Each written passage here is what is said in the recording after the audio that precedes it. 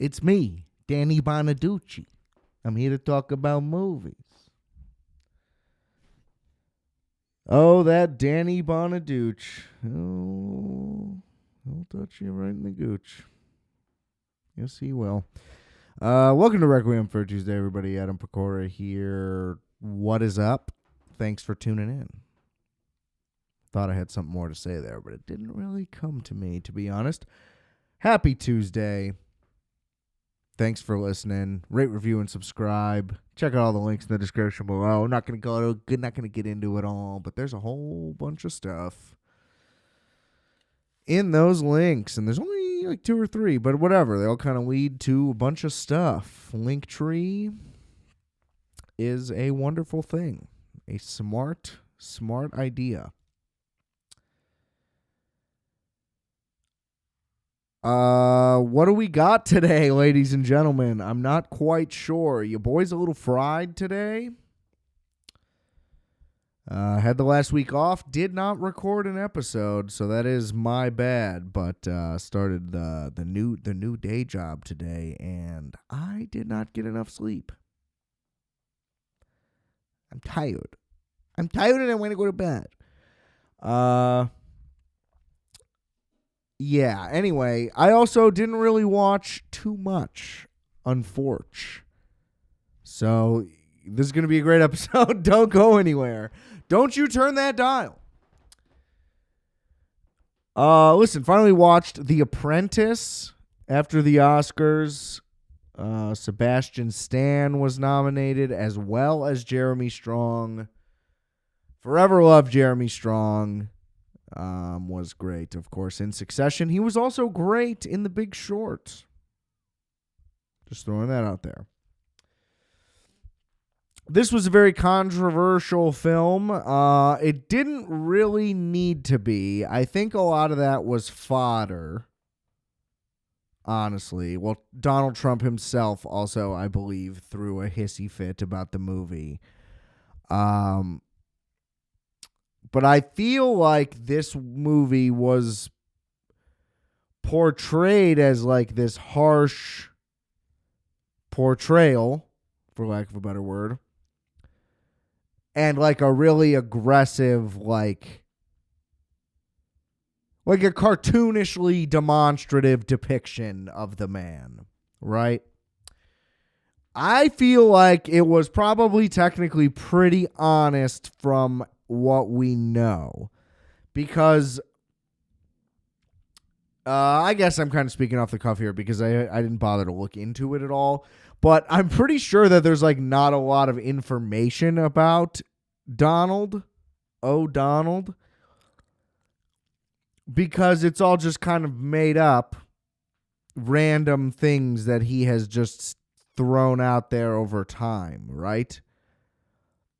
Like, there is no, like, documented what's he like. Like, I feel like he's just, like, not a real guy. I don't even really know what I'm trying to say. And anyway, the point is, I feel like how could there be any there's just no information, you know? It's like, did a deal for this, filed bankruptcy for that, didn't pay workers for this, you know, whatever. Segregated houses over here. But, like, you still don't really, you know, married a lady, cheated on a lady, divorced a lady, had kids with a lady. But it's never like, there's no depth to anything ever.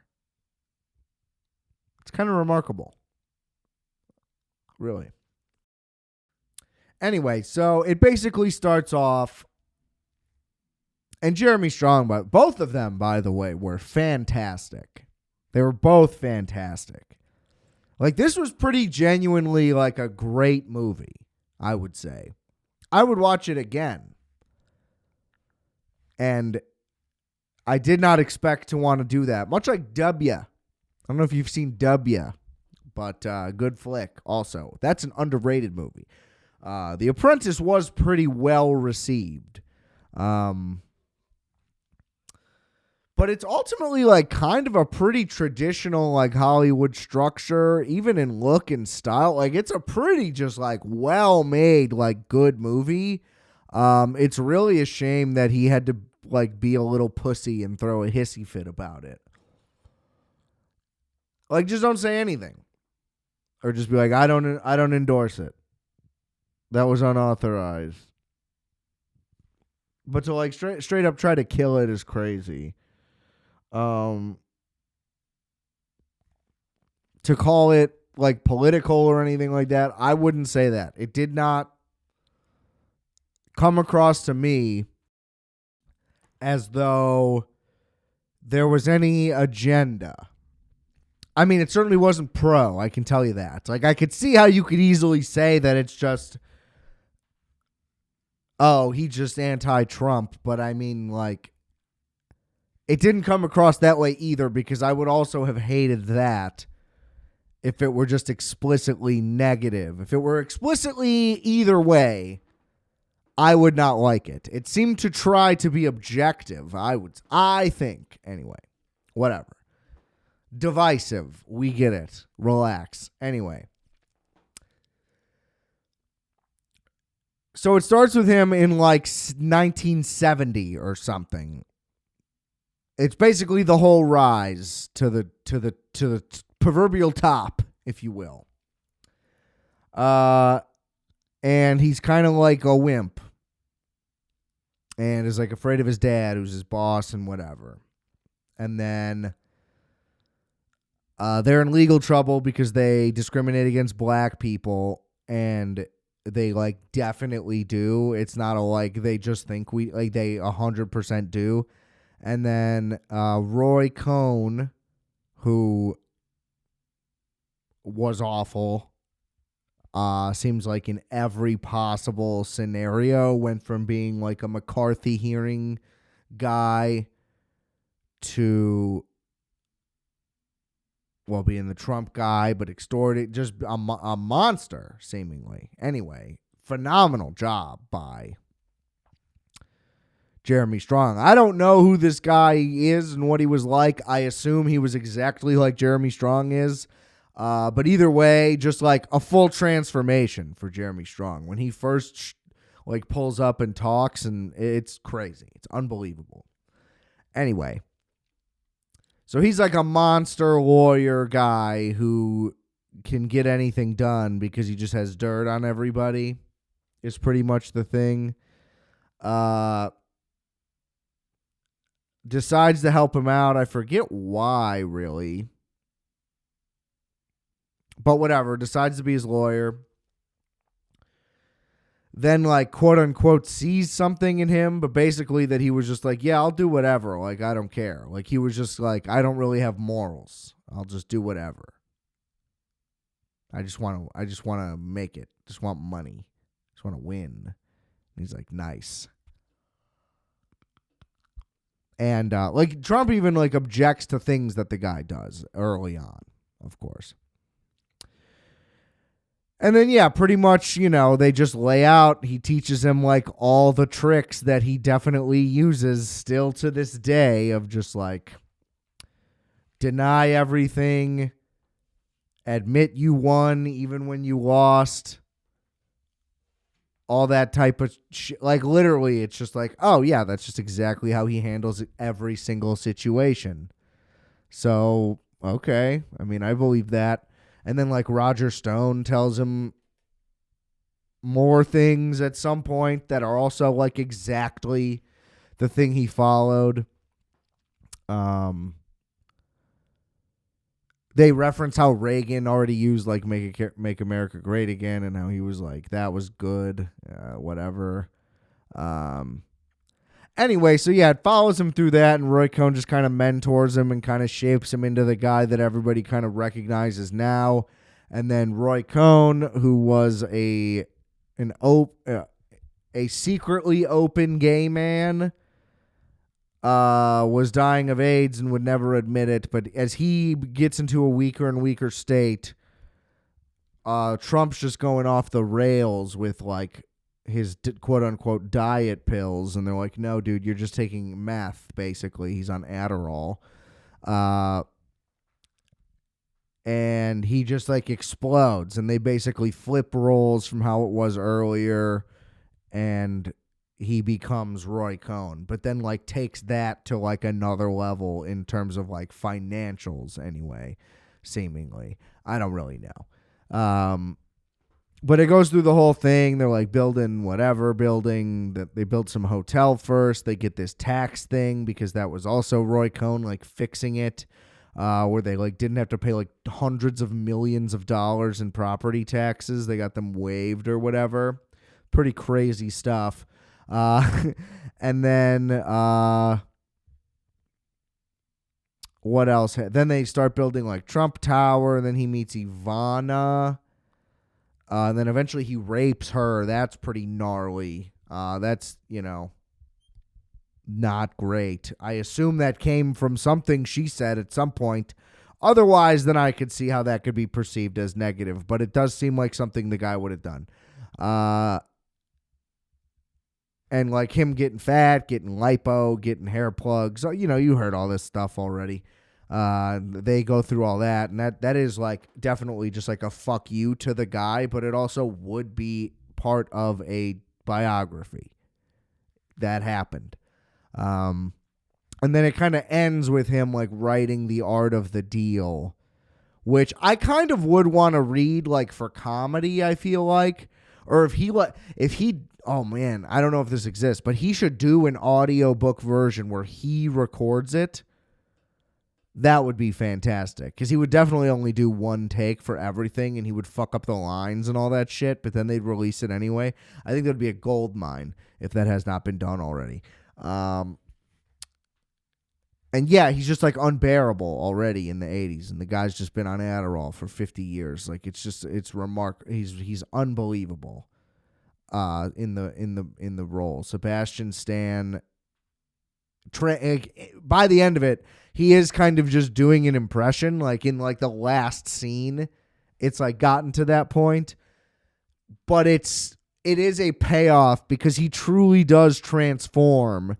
And like even from the beginning, he has the right mannerisms and stuff. And like they do pretty good with the hair. The hair is impossible to replicate because it's just so fucking ridiculous. Like it was ridiculous in the 80s when it was normal, quote unquote, natural, I should say. And like to the point where they get to it all becomes, the guy's absurd. It's just absurd. It's an orange man with a wig sewn onto his head, basically. It's crazy. And he pulls it all off. Like there's little things here or there where it's like he definitely seems like a younger version. I don't know what the guy was like, but I believe it. That's the whole thing. You buy it. You buy it the whole time. And like there's great shots where they switch to like a VHS style camera, almost kind of like the Johnny Depp like parody Trump thing that came out. That was big on Netflix, I remember. Just mimicking the whole 80s excess VHS zoom in, zoom out type of thing. Even like what The Brutalist did, honestly, in the epilogue part. A million scenes like that, but it shows him like disregard his drunk brother, treat him like shit. He treats his dad. He just treats everybody like shit. It shows him being a shitty dad. Like, but it all seems like pretty spot on to like, that's definitely like that guy. Like that's 100% how I imagine it. Like he walks off the podium from whatever press conference or whatever and goes and acts exactly this way behind closed doors. Like it just, whatever. Easy to be like, this isn't accurate because how would anybody know? Whatever. I think the guy's full of shit. I think that they nailed it. I don't really care. Great flick. I think you should watch it. It's just like a good, well done movie in general.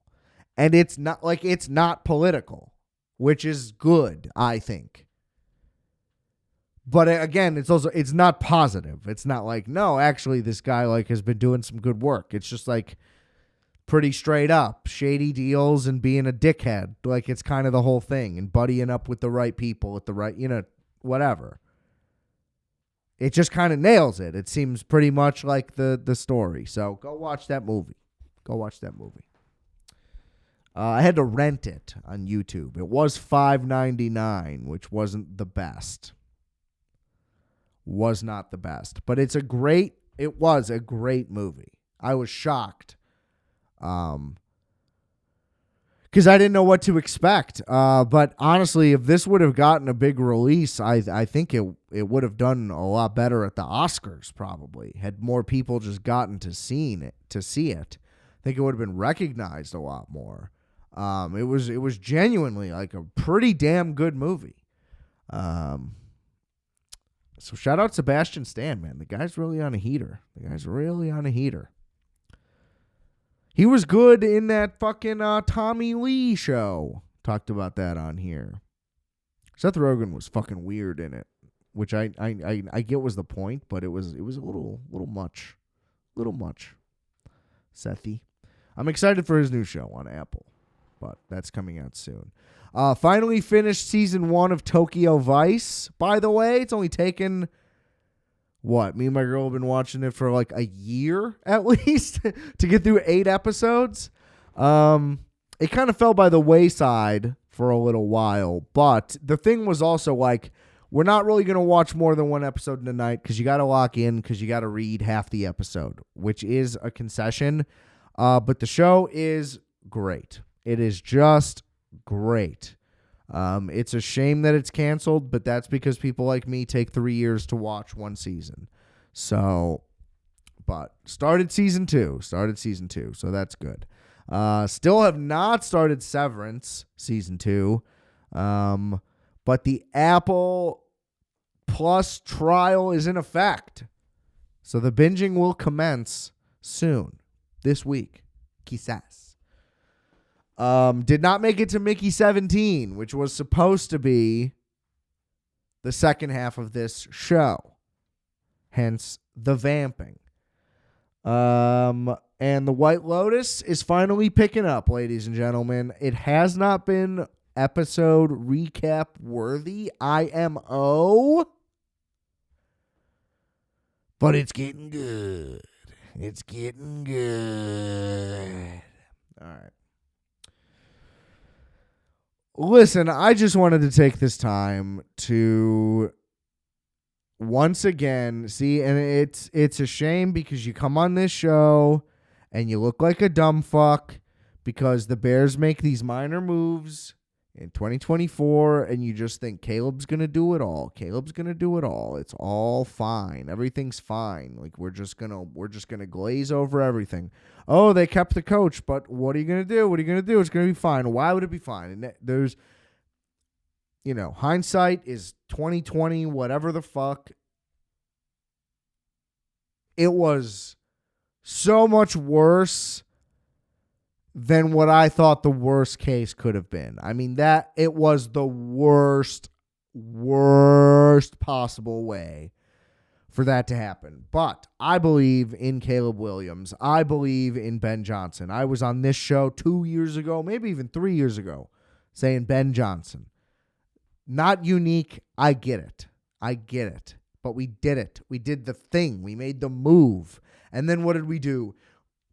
We go, boom, Jonah Jackson. Don't love it, but hey, played with Ben Johnson. Ben Johnson knows what he's doing with the guy. He knows what he's getting. People are critiquing the move because it didn't work out with him in L.A. A lot of extraneous circumstances, okay? They tried to switch his position. He got injured.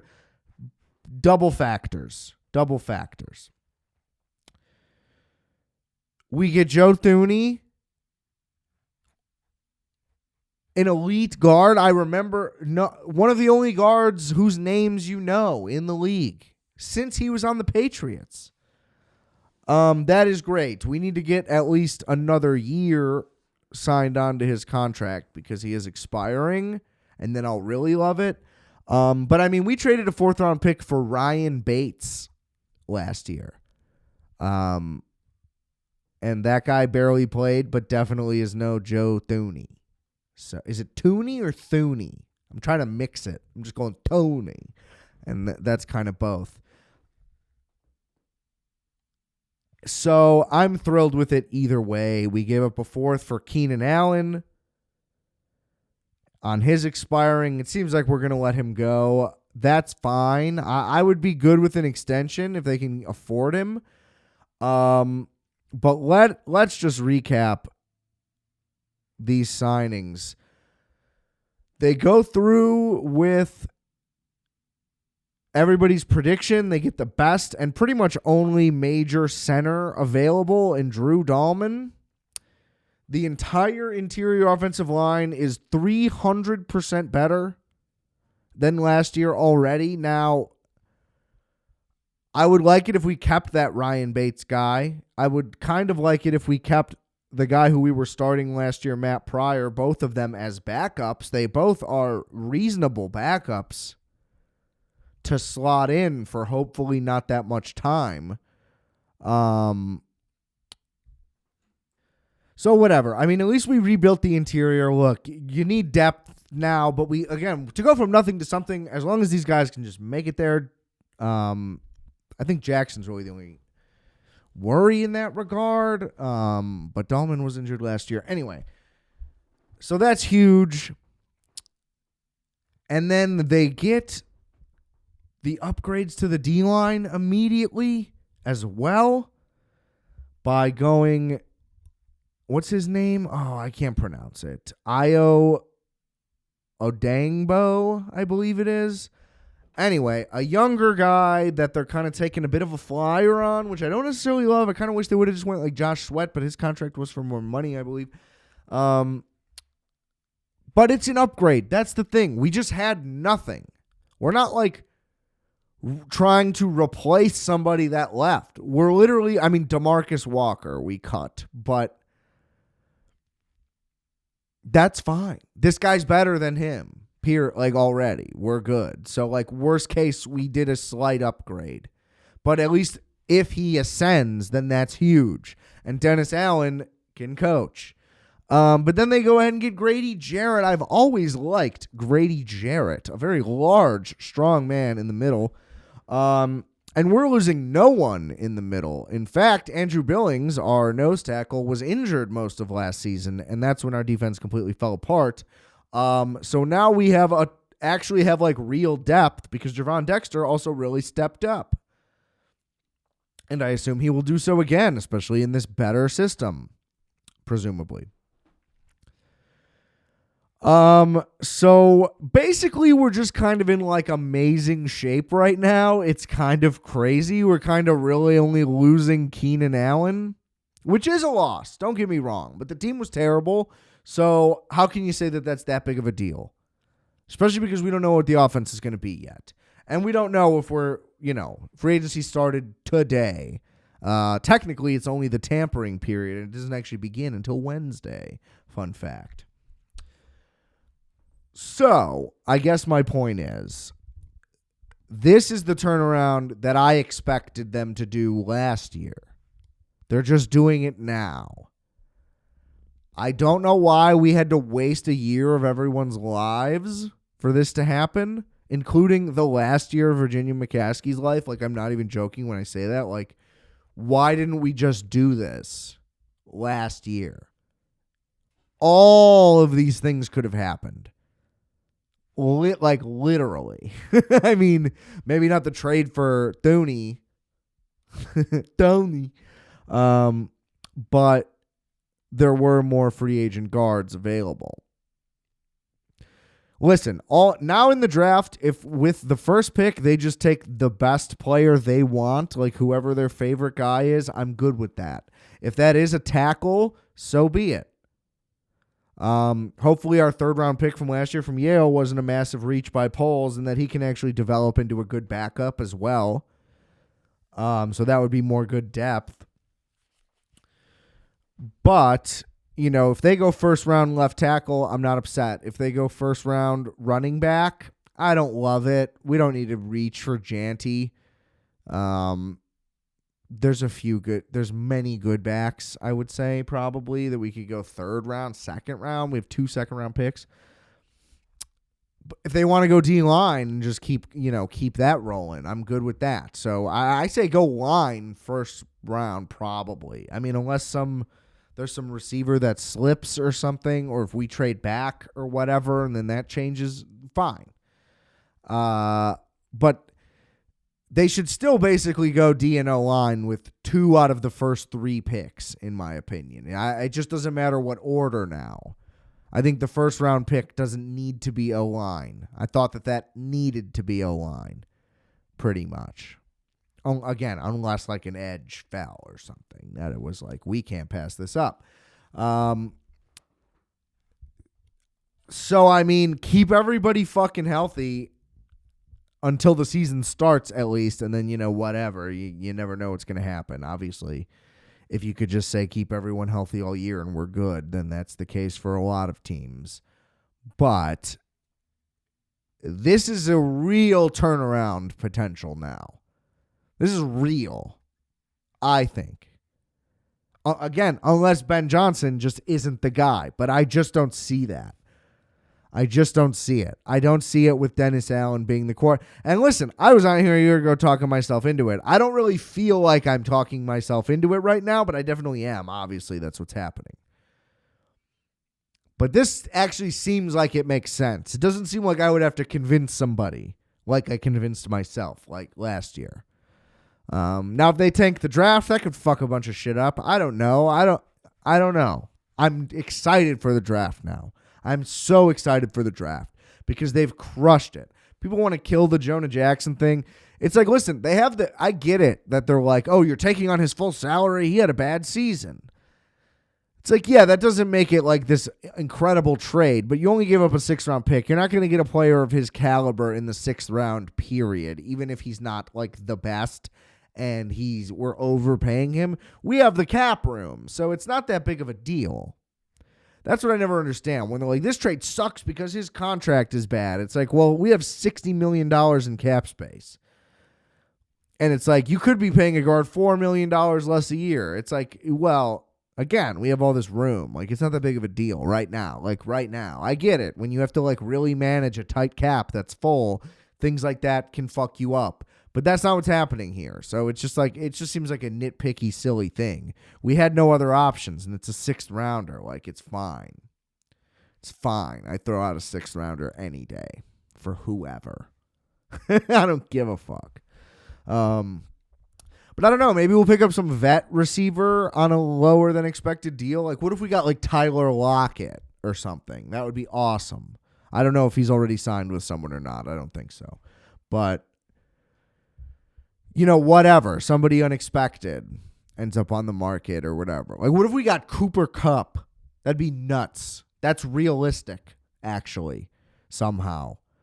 I don't think we even really need to sign any other free agents outside of like some depth pieces, whoever we want to get. But I don't think there's any more money for them to spend. They probably still have over $20 million, if I had to guess. Now, I would like to extend our new guard right away. I don't know why they didn't do that right away. Maybe that's in the cards for the next couple of days. We'll see. I'm not sure. But thank God for Ben Johnson for lighting a fucking fire under Ryan Poles' ass. Or somebody lit a fire under somebody's ass. And somebody's listening to Ben Johnson. And it seems like we're going to have a real football team, ladies and gentlemen. We're going to have a real goddamn football team in 2025. We're 1-0. Let's keep the streak alive. The draft is what? Not like a month and a half? Oh, it's going to be a long wait. That's going to be tough. But we'll make it. We'll get there. Bear down, Chicago Bears. God damn it. I'm so excited. I can't. I'm going to keep checking like crazy, too. Like, what else are they going to do? Are they going to do something else awesome? Probably. On a great streak. All right, short episode today, folks. As I said in the middle vamp session there, kind of recapped my watching skills. They have been lacking. So I'm hoping to do Mickey 17 next week. And that might be it. I don't know. What am I going to talk about? Dog Man. It was fun. That's it. Dave Pilkey. Good shit. Love Captain Underpants. All right. Rate, review, and subscribe to Requiem for a Tuesday. Thanks for tuning in. I appreciate you for listening. Check out all the links in the description below. Thank you. And remember, I are fat, you are fat, we are fat. Calculator.